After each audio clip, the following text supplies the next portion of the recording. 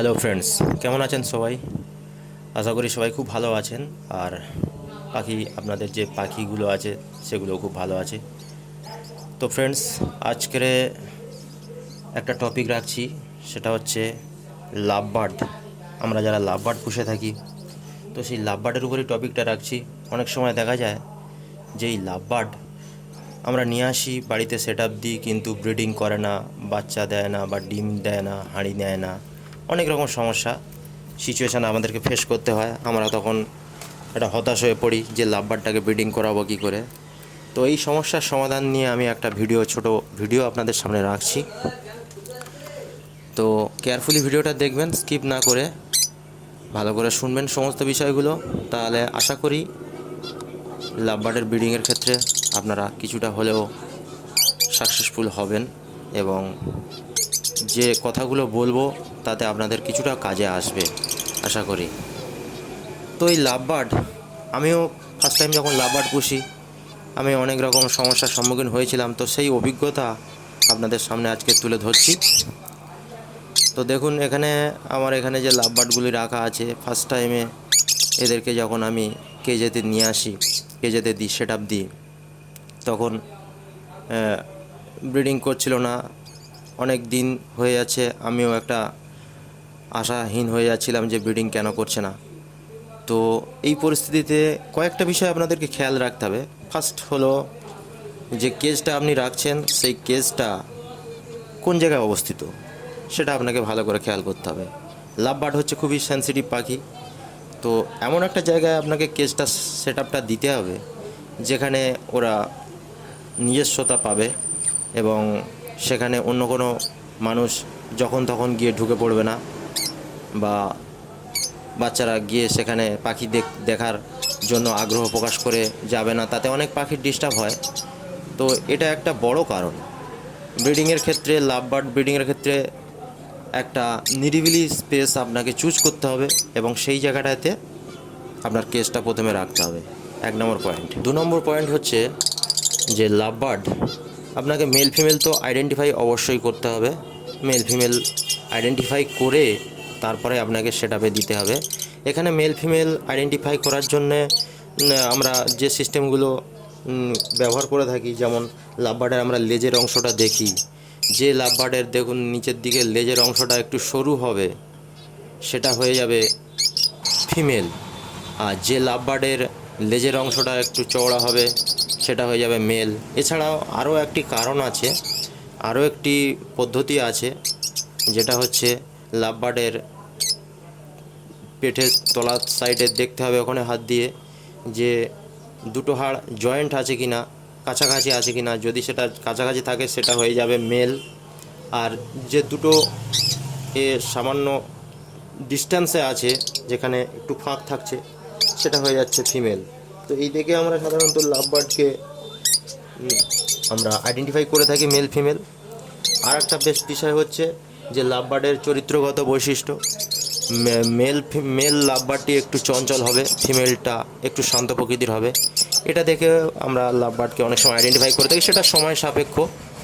সেটাকে দেখতে গেলে আপনাকে লাভবার্ড দুটি কেজেতে রেখে অনেকটা দূর থেকে আপনাকে লক্ষ্য করতে হবে অনেক টাইম ধরে। তারপরে ওদের যে নেচার সেটা আপনি দেখতে পাবেন। আচ্ছা, এটা গেল একটা ভাইটাল পয়েন্ট, মেল ফিমেলটা আইডেন্টিফাই করা। 3 নম্বর পয়েন্ট হচ্ছে যে লাভবার্ড যখন আপনি সেটআপে দিচ্ছেন, পূর্ণ অ্যাডাল্ট হয়েছে কি না সেটা আপনাকে খেয়াল রাখতে হবে। আমরা অনেক সময় ব্রিডিং করানোর জন্য পাখিগুলোকে খুব তাড়াতাড়ি আমরা সেটআপ দিয়ে ফেলি। সেক্ষেত্রে পাখিদের অনেক সময় অনেক সমস্যা হয়, অনেক রকম প্রবলেম হয়। যেমন এগ বাইন্ডিং, বা যে ডিম দিচ্ছে সে বাচ্চা ভালো সতেজ হয় না, বা অনেক রকম আরও অন্যান্য সমস্যা হয়। তো সেই সমস্যাগুলো এড়ানোর জন্য আপনাকে লাভবার্ড যাতে পূর্ণ প্রাপ্তবয়স্ক হয় সেদিকে খেয়াল রাখতে হবে। সাধারণত লাভবার্ডের ব্রিডিং দেওয়ার উপযুক্ত টাইম হচ্ছে 1 বছর। 1 বছর পরে যে লাভবার্ডটির বয়স 1 বছর হয়ে যাচ্ছে, সেখানে তাকে আপনি ব্রিডিংয়ে দিতে পারেন। 1 বছরের আগে কোনো মতেই দেবেন না। এটা আপনাদেরকে ভাইটাল পয়েন্ট, এটা আপনাদেরকে খেয়াল রাখতে হবে।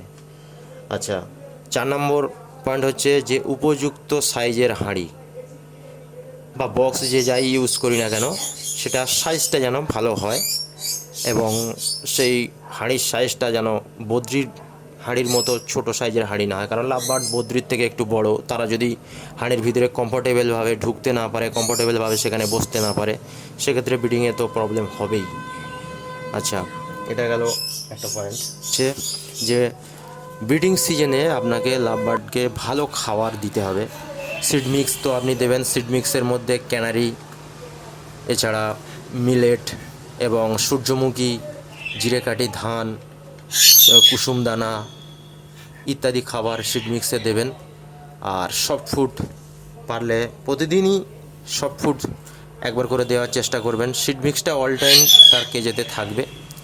এছাড়া সফট ফুডটা আপনারা সপ্তাহে অন্তত প্রতিদিন যদি না পারেন, চেষ্টা করবেন সপ্তাহে 4 দিন দেওয়ার। তাতে কী হবে, সফট ফুডটা পাখি খেলে তার যে ক্যালসিয়াম বা অন্যান্য যে প্রোটিনের ঘাটতিটা সেটা অনেকটা কভার হয়ে যায়।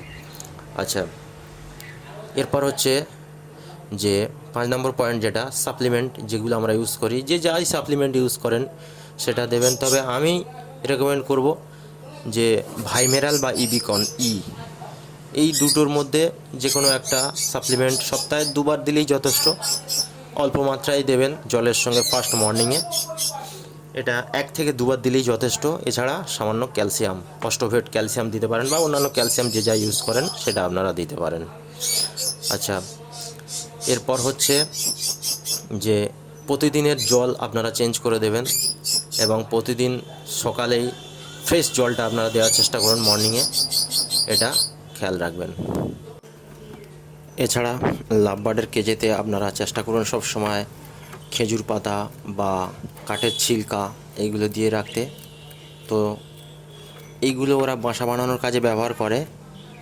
তো যখন দেখবেন যে এই খেজুর পাতা বা কাঠের ছিলকা তারা ঠোঁট দিয়ে কেটে কেটে নিজের লেজের সাইডে গুঁজে রাখছে বা লেজেতে নিয়ে হাঁড়ির মধ্যে প্রবেশ করছে, তখন জানবেন যে লাভবার্ড ব্রিডিংয়ের জন্য রেডি এবং কয়েকদিনের মধ্যেই ব্রিড করবে। তো আজকের এই পর্যন্তই। লাভবার্ডের ব্রিডিংয়ের ক্ষেত্রে এই সমস্ত বিষয়গুলো খেয়াল রাখলে আপনারা অবশ্যই লাভবার্ডকে ব্রিডিং করাতে পারবেন।